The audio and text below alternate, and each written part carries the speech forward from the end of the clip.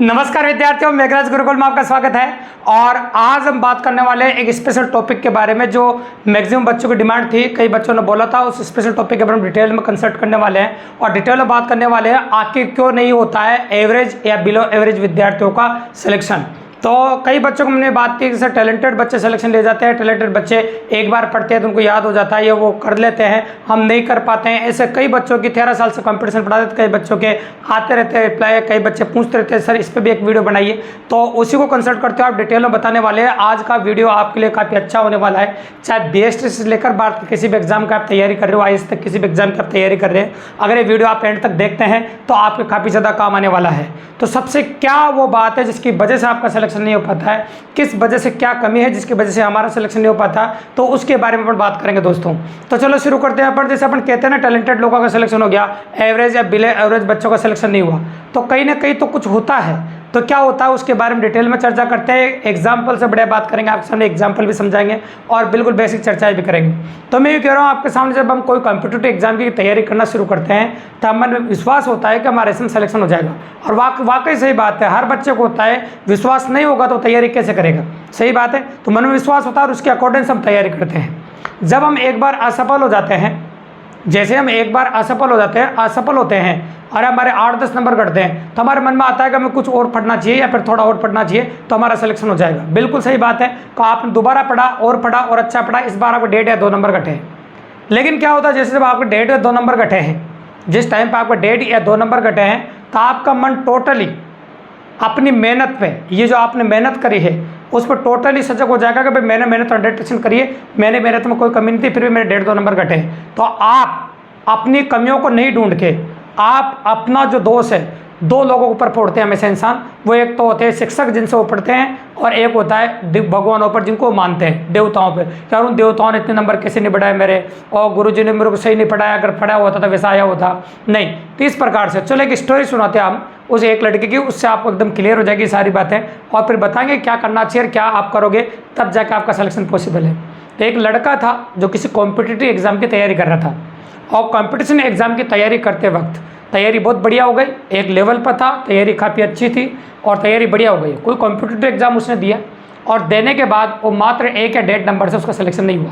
जब 1 या 1.5 नंबर से उसका सिलेक्शन नहीं हुआ तो उसके घर जाकर निराश हो गया, घर पर जाकर बैठा और अपने माँ बाप को ये बात बताई, मम्मी पापा को ये बात बताई कि मात्र 1 या 1.5 नंबर मेरे घटा है, मेरा सिलेक्शन नहीं हुआ, क्यों भगवान ने मेरी मदद नहीं करी है। या दोष उसने भगवान को दिया। कई विद्यार्थी ऐसे होते हैं जिन शिक्षकों से पढ़ते हैं उनको भी दोष देते हैं। तो जो विद्यार्थी होते हैं तो शिक्षकों को दोष देते हैं, या फिर कमियां शिक्षकों में निकालते हैं, या फिर भगवान में निकालते हैं। तो उसने जाके बोला कि भगवान से आखिर मेरा अच्छा देखा ही नहीं जाता है, मेरा अच्छा किया ही नहीं जाता है, ऐसे ऐसे लोगों को जो मेरे से कमज़ोर थे उनका सिलेक्शन हो गया। ऐसी बात अक्सर स्टूडेंट बोलता है, यह मेरा नहीं हुआ, मेरे मात्र 1 नंबर क्यों घटाया, भगवान अगर 1 नंबर बढ़ा देता तो उसका क्या जाता। तो ये सबसे उसके दिमाग में बात आई। तो घर वाले तो देखो आप जानते हो कि मान लो उसके घर वाले थोड़े अनपढ़ टाइप के, या फिर कह सकते हैं अनपढ़, कम पढ़े लिखे बेचारे, वो क्या समझते हैं, वास्तव में काफ़ी ज़्यादा विश्वास रखते हैं। तो उन्होंने एक ही बात मानी कि हाँ हो सकता है कि भगवान ने हमारे बेटे के बेचारे का 1 नंबर नहीं बढ़ाया, 1.5 नंबर बढ़ाया। तो उनके मन में एक विचार है क्यों नहीं इस समस्या का समाधान किया जाए। और एक बात गांठ मान लेना भैया, जैसे डॉक्टर के पास आप जाओगे वैसा इलाज 100% होगा। जैसे डॉक्टर के पास आप बीमारी का जैसी बीमारी लेके जाओगे उसका इलाज वो 100% बताएगा। चाहे आप होम्योपैथिक पे जाओ, चाहे एलोपैथिक डॉक्टर के पास जाओ, आयुर्वेदिक डॉक्टर पे जाओ, चाहे उस बीमारी को लेकर देवताओं के पास जाओ, चारों जगह जाओ, सबका इलाज अलग अलग जगह अलग अलग लोग देंगे भी है। सबसे इंपॉर्टेंट बात मैं आपको बताऊँ, तो उसके घर वालों में गाँव में कोई जागरण हो रहा होगा, तो वहाँ पर गए और देवता माता आ रहे होंगे किसी के, बिल्कुल हड़ती में बात कर रहे हैं, बिल्कुल देसी भाषा आराम सुनिएगा।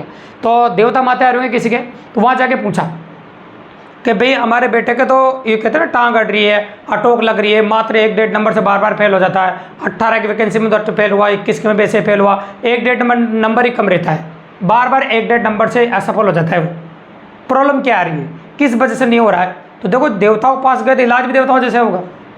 फिर देवताओं ने बोला कि एक काम करो, ताकि नया देवता प्रकट गया, उज्जी जैन कुआर जी नुआ लाओ था, और नुआर लाया के बाद फिर वहाँ कान चूत्रो बनाओ और एक जागरण करो। तो देखो स्वाभाविक सी बात है, वो बोला गया उनको तो वैसा ही करेंगे। तो बेचारों ने बोला हो सकता है इसी वजह से हमारे बेटा नौकरी नहीं लग रहा हो, तो बेचारे मजबूर, उन्होंने मान लो हो सकता है कि ले गए एक जीप करके, वहाँ पर गए, नौहा भी लाए, सब कुछ कर लिया और 30-35 हज़ार रुपये जागरण में खर्च कर दिए। अब जागरण में खर्च करने के बाद उसके बाद फिर उसने कोई कॉम्पिटिटिव एग्ज़ाम दिया, और कॉम्पिटिटिव एग्ज़ाम देने के बाद फिर उसके इस बार 1.5 नंबर नहीं, इस बार उसके 10 नंबर घटे। बताऊंगा रीजन, नंबरों का जो सिलसिला वो ज़्यादा क्यों होता जा रहा उसके बारे में चर्चा करेंगे, बट बात करेंगे आपके सामने। देखिए आप, तो 10 नंबर घटे, तो इस बार फिर उनका दिमाग खराब हो, पिताजी को बोला इस बार तो मेरे 8-10 नंबर कम रहे इस कॉम्पिटेटिव एग्जाम के अंदर। फिर और किसी के माते देवता तक वहाँ फिर चले गए। अब जाने के बाद फिर बोला कि माँ का तो भाई जागरण भी करा दियो, सब कुछ करा दियो, देवता चूत्र बना दियो, सब बना दियो। फिर भी माँ को छोरा को सिलेक्शन कैसे हो रही जी भाई। फिर वहाँ ने समस्या बताई, कथा ना चूत्र तो बना दियो, पर चूत्रा के चारों तरफ जाड़ा कहाँ फेरे, है ना। चूत्र तो ताने बना दियो, चूत्रा के चारों तरफ जाड़ा कहाँ फेरे, और चूत्रा के चारों तरफ जाड़ा फेरेगा मगर कुत्ता को ती चढ़ रहा चूत्रा पे। ये बात उन्होंने बोल दी, है ना। अब ये बात बोलते उनके मन में विचार होगा, ये बात तो सही है, हमने जाड़े कहाँ फेर पे, कुत्ते को ती चढ़ रहे चूत्रे पे, है ना। तो वापस जागरण करो, दोबारा ना के आओ और फिर जागरण करो, फिर जाड़े फेरो, तब जाकर थाको छोड़ो सफल हो जाओ। तो फिर बेचारों ने वैसा किया, 15-20 हज़ार रुपये फिर जागरण में लगा, इस बार छोटा कर दिया और मान लो फिर जागरण किया, है ना। फिर जाड़े फेरी, फिर वैसा ही किया, लेकिन फिर अगला एग्जाम दिया, उस बच्चे को 15-20 नंबर घटे। पहले 8-10 घट रहे थे, इस बार 15-20 घट गए। अगला कॉम्पिटेटिव एग्जाम दिया, सिलना इससे सीखने को मिलेगा आपको बहुत ज़बरदस्त कि क्या होता है। 15-20 नंबर घट गए और दूर होता जा रहा हो, ठीक है। अब उनके मन में घर वालों फिर बोला भाई मेरा तो फिर नहीं हुआ, फिर मेरा इस बार तो और ज़्यादा घटे, 15-20 घटे। अब काहे होगी जी भाई, 2 जागरण तो पहले ही करा दे, सब कुछ हो गया, है ना। फिर कोई के देवता माता है तो फिर पूछी वहाँ से, भाई जब तक पूछोगे तब तक वो तो जवाब मिलेगा आपको, और कुछ न कुछ नया मिलेगा ऐसे, सबसे इंपॉर्टेंट बात ये। लेकिन अगर आप सोचते हैं तो बहुत एक नया कंक्लूजन जो दूंगा आपको पूरा सुनना आप। तो फिर उन्होंने किया, जाके गए और वहाँ जाकर फिर पूछा। अब पूछने के बाद फिर उन्होंने ये बोला कथा का कोई नया देवता प्रकट गया जी भाई, ऊँच उतरा बैठ वो चारिया, तो फिर वहाँ का आने भी जागरण करो जी भाई। फिर बता दी, तीसरा जागरण फिर कर दो आप। तीसरा जागरण कराया बाद टोटल 70-80 हज़ार रुपये खर्च हो गए। खर्च होने के बाद उसका सिलेक्शन नहीं हुआ। अब मान लो उस लड़के के मन में एक बात आई कि 15-20 पहले तो 1.5 नंबर ही घट रहा था, 15-20 घट रहे हैं, ऐसा क्या हो रहा है। तो भैया एक बात आपको पहले बता दूं मैं कि उसके दिमाग में एक बात पहले से आ चुकी थी कि उसके जो 1-1.5 नंबर घट रहे हैं वो उसकी खुद की वजह से नहीं घट रहे हैं, भगवान उसके घटा रहे हैं। तो उसने मेहनत तो कर दिया थोड़ी कम और विश्वास हो गया पेरा वहाँ पे कब ये काम करवा देंगे जिससे मेरा सिलेक्शन हो जाएगा। तो वे मेहनत तो हो गई कम, अब मेहनत कम होती जा रही है, कंपटीशन का जमाना है, कंपटीशन लेवल बढ़ता जा रहा है, उसके स्कोर दूर होता जा रहा है कंपटीशन से, है। इस प्रकार से सिलेक्शन से दूर हो गया और इस प्रकार से कभी भी सिलेक्शन नहीं होगा भैया। एक बात तो गांठ बांध लीजिए भैया, 2 लोग आपका बुरा कभी भी नहीं चाह सकते हैं। एक तो आप जिन्हें देवता मानते हैं, जिनका जागरण कराते हैं, आप उज्ज जी मानते हैं, तो भैया वो होते कौन है, वो आपके पेरेंट्स ही होते हैं, आपके इष्ट होते हैं, पेरेंट्स होते हैं, आपके बड़े बुजुर्ग होते हैं। तो ईमानदारी से बताइए क्या कोई पेरेंट्स किसी का बुरा चाहता है भी? नहीं। क्या किसी के पेरेंट्स किसी का बुरा चाहते हैं? नहीं चाहते हैं। तो किसी का पेरेंट्स जब किसी का बुरा चाहते ही नहीं तो आपका बुरा क्यों चाहेंगे भाई? पहली इंपॉर्टेंट बात।